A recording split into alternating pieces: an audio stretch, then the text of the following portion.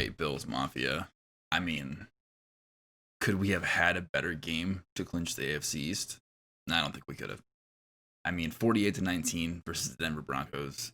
I expected this game to be a blowout, but I did not expect it to be a 48-19 blowout. And honestly, the 19 points, they have one touchdown that was off of a muff punt. So it could have been worse, which is terrifying to think about. Um, I mean, the Bills just showed up, and it seemed like the Broncos didn't. I mean, I was a little bit worried about their pass rush in the beginning, but honestly, couldn't have had a better game. But let's just dive into it. I know my last video was a little bit long, so JT here, try to keep it a little bit shorter, or maybe piece it into a couple different videos. But let's just get into it. So let's just go over it and step by step. We'll do Bills offense. Phenomenal. I mean, they were a little bit slow coming out of the gate right off the bat, but one thing that this team has been doing that has been just phenomenal, and something that the Bills haven't done for the past, my 20 plus years of watching the Bills. It honestly, they make second half adjustments so well, and it's phenomenal to know that when the Bills are slow starting, that they're gonna go into the locker room at half, they're gonna come out on fire. Because years past, they were slow to start. They were going to go into the locker room. The other team was going to make second half adjustments, and it was only going to get worse in the second half. And that's how I felt for years watching the Bills play. And now, coming out, between the Steelers game and this game, the second half adjustments have been phenomenal. Brian Dable has been doing an absolute fantastic job. And I think Josh Allen, Stephon Diggs, Cole Beasley, I think they're all helping with that as well. You can see on the sideline, Diggs is going to Allen and saying like, hey, on this route, I'm open. You can watch that discourse happening. And I think they are coming together with the offensive coordinator and the head coach, and they are just making those adjustments as an entire unit of offense of what each person sees and how they can use it to their advantage. And I've never seen a Bills team come out so hot in the second half.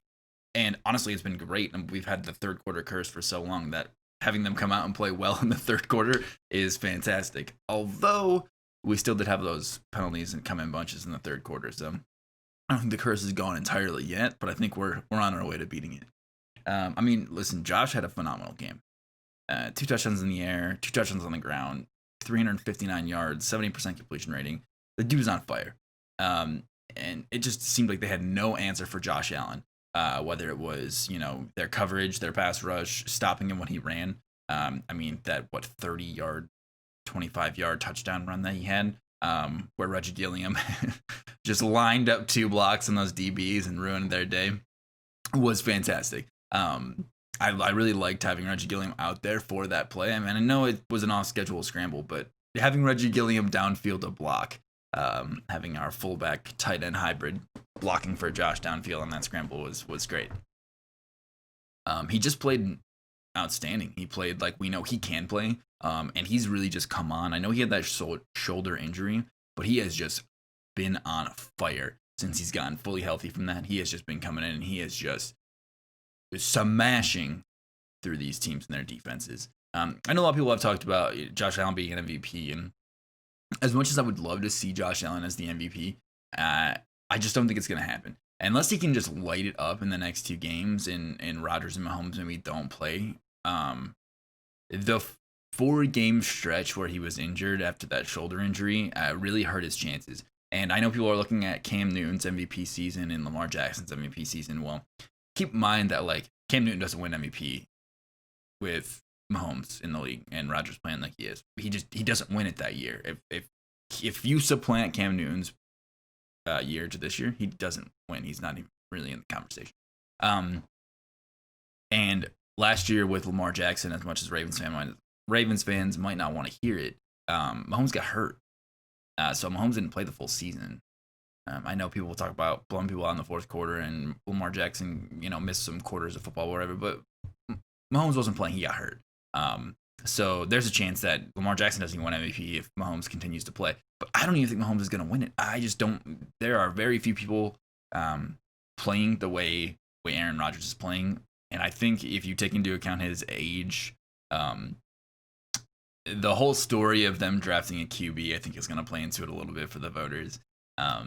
Jordan Love getting drafted in the first round instead of a wide receiver.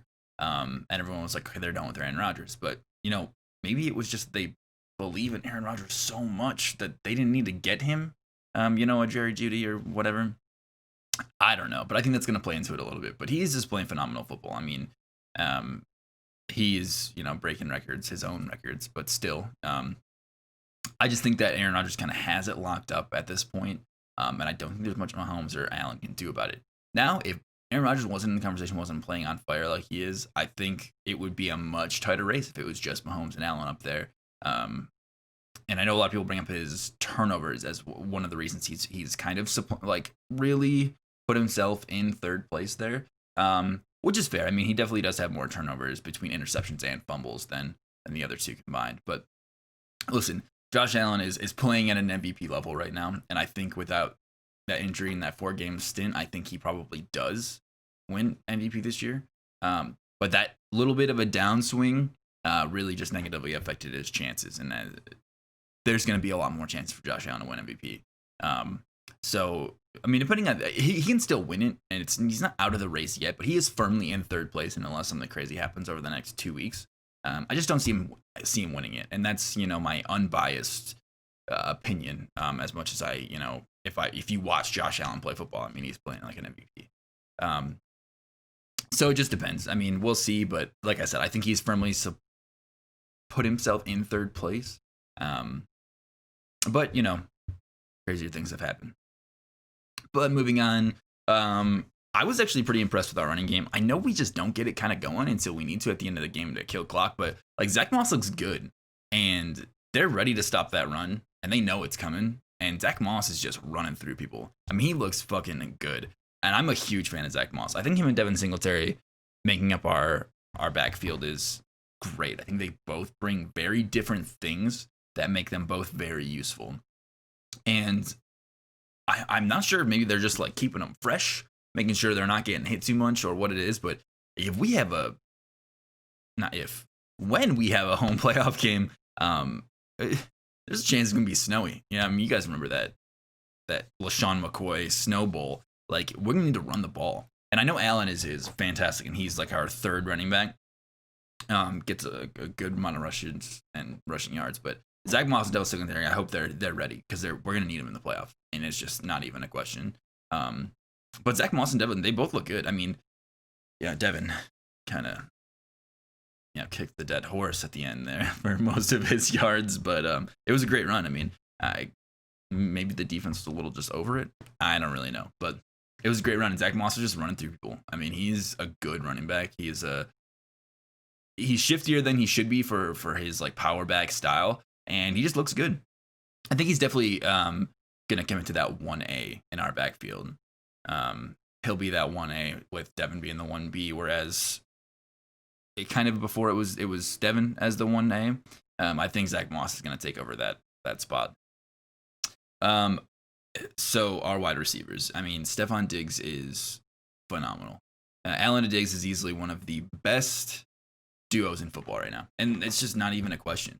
I mean, Diggs is leading the league in receptions, and I think he's still leading in receiving yards. I don't think Kelsey got enough last night, or yesterday evening, I guess. So I'm not sure. I would need to check that. But it's crazy, 2020, a Bills wide receiver and a tight end are fighting for most receiving yards in the league. But he is phenomenal. I mean, if you want to rush a passer and you want to put Diggs in one-on-one coverage, he's going to catch the ball. The same thing that happened last week against Steelers. The same thing I said in my last video. You put up one-on-one coverage against Stephon Diggs, he's going to beat you. He's better than that cornerback you're putting on him.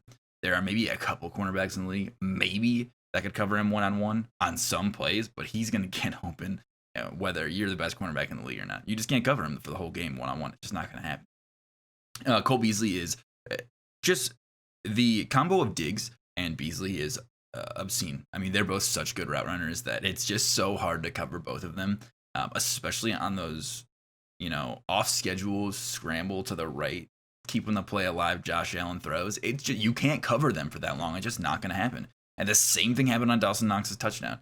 I mean, the corner looked up. He's like, I can't cover that dude for that long. He's like, it's just not going to happen. Josh Allen extends the play, and he just get open. You can't cover for that long. It's just not going to happen. Dawson Knox was good. I mean, a couple drops and things. He makes those mistakes that make me think that we need another tight end. And I think Croft's contract is up, but I really think that we need to get someone else in here.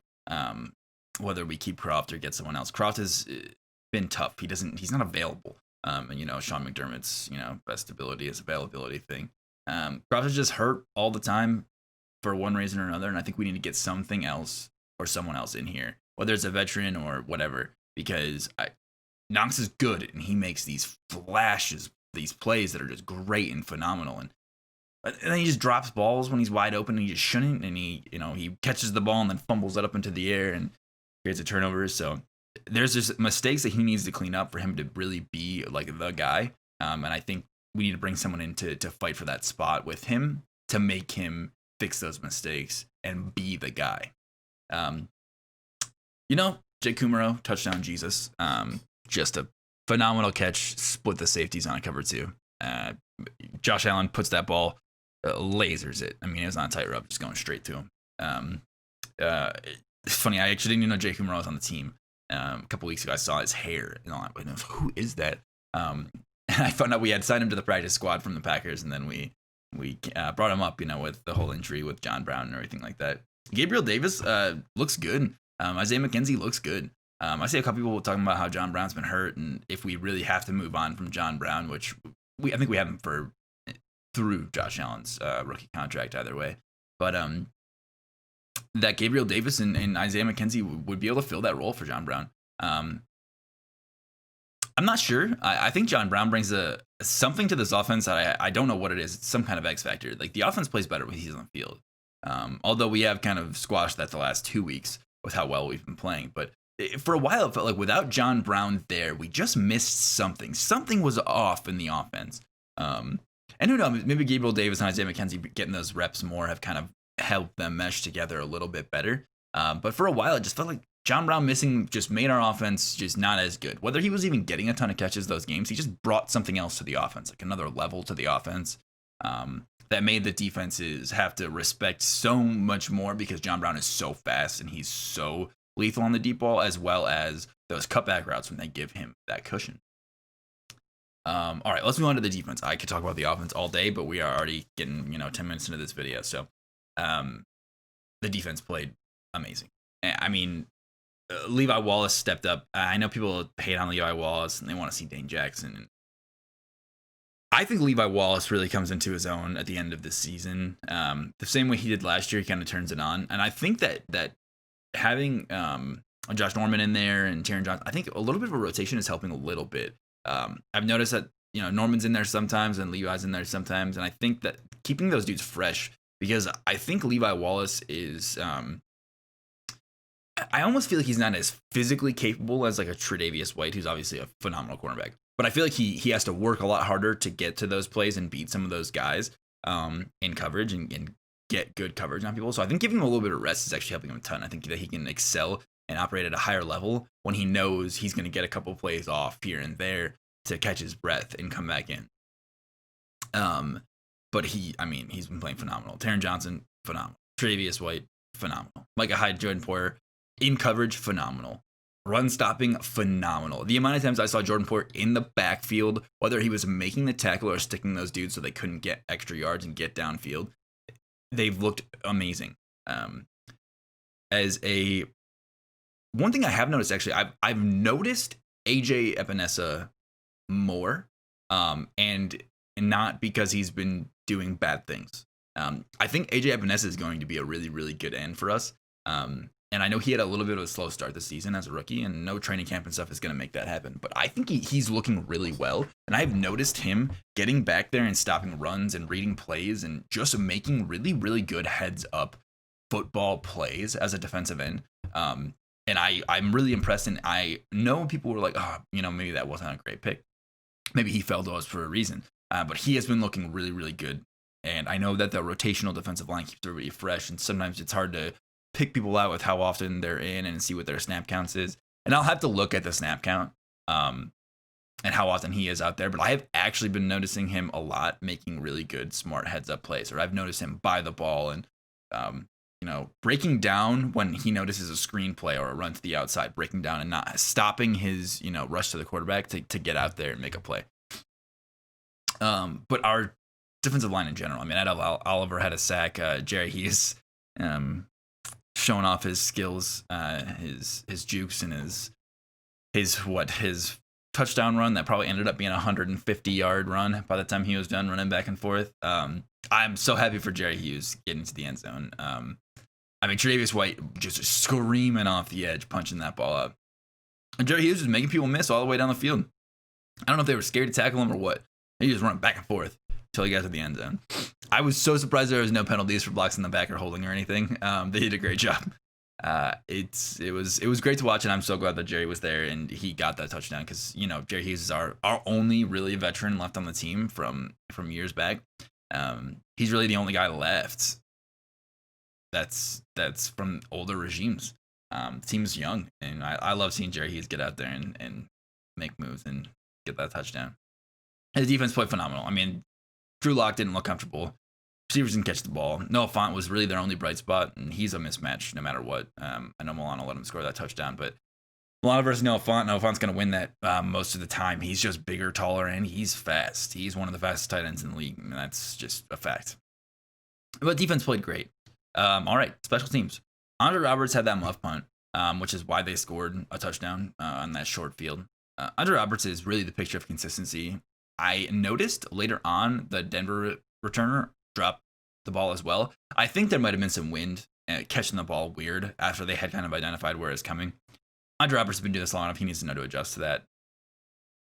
But, I can forgive him. He averaged almost 40 yards a return. He had a huge return to set up a short field for us. Andre Roberts makes a mistake here and there, but for the most part, he's one of the more reliable returners. That's why we have him on the team. So I'm not going to get up and be all up in arms about that. Other than that, the special teams, they played great. Great coverage on everything, the kickoffs, the punts, everything. Corey Bojorquez is phenomenal. And honestly, I'm so glad his leg has been saved for most of the season because he can punt that ball so far. I mean, he had a couple of great punts. Tyler Bass, consistent. I know he had some issues in the beginning of the year as a rookie, but honestly, he's been great. I have him on my fantasy team, so if that means anything. But Tyler Bass he's been kicking the ball to the uprights with consistency. I mean, that's just it. He's just great. I know it's funny because on the flip side, we have teams looking for kickers all the time, and Russolini, wherever that guy that came from the CFL or the XFL or whatever, but that's what it looks like when you don't have someone that can kick the ball, and it sucks, and it hurts your team, and it hurts your momentum. It just happens. So I'm glad to have Tyler Bass, and I'm glad to have Andre Roberts, and I'm glad to have Corey Borg. I think our special teams are great. I think our team is really meshing together well. On all phases, we are just beating these teams, and it feels good. Forever, it's been our defense is really good, special teams really, our offense is really terrible. Our defense is going to win us games, but now our offense is going to win us games while our defense helps us win the game and our special teams helps us win the game. Everyone is putting their best foot forward, and I think this team is just coming together. I think the defense is really, really getting hot at the right time, and their best football is definitely in front of them. I mean, they are going to play phenomenal against these teams in the playoff. Like, they are getting hot, and they are looking good, and I am excited to see some playoff football. And that's, not something we get to say a lot as Bills fans, but we just won the AFC East. We are on top, and we're going to the playoffs, and we're going to host some fucking playoff games. So let's get excited. Let's win some fucking game. All right, guys. JT here. You guys have a great week, and can't wait to watch the game with you on Sunday. See you guys.